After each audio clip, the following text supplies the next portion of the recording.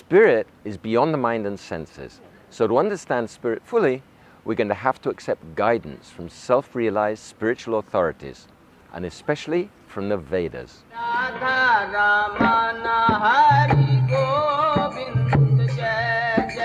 How are we going to understand spirit? The difficulty is that our mind and senses are made for perceiving and understanding gross objects in the material world. But spirit is subtle. We can't even see intelligence, and spirit's way more subtle than intelligence. The famous philosopher Ludwig Wittgenstein, he said that the solution to the riddle of life in space and time lies beyond space and time.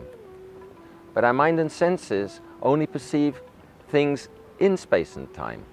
So we're going to have to accept guidance from some authority. Many people object to this principle of accepting guidance. They say, I'll only accept what I can see myself. But really, we can't apply this principle consistently. We have to accept guidance over and over again in every sphere of life. Simple example. How do we know that the man we call father is really the man who was with our mother when she conceived us? I have to accept their word for it. So this principle of guidance is built into society. It's part of our education. It's part of our lives. So the question arises, what guidance are we going to take as authoritative? And if we're looking for authoritative guidance, then we have to look at the Vedic wisdom tradition. The Vedic wisdom tradition is the most ancient, the most extensive, and the most authoritative wisdom tradition in the world.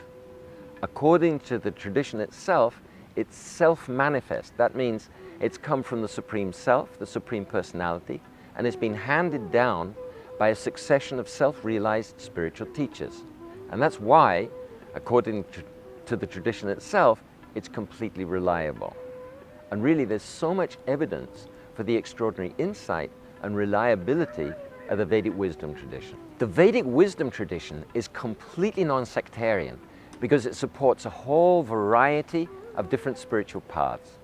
For example, it teaches how to attain the oneness, how to practice mystic yoga, but the final conclusion is how to make a direct personal relationship with the Supreme Divine Personality, the same Divine Personality as in the Christian and the Islamic traditions.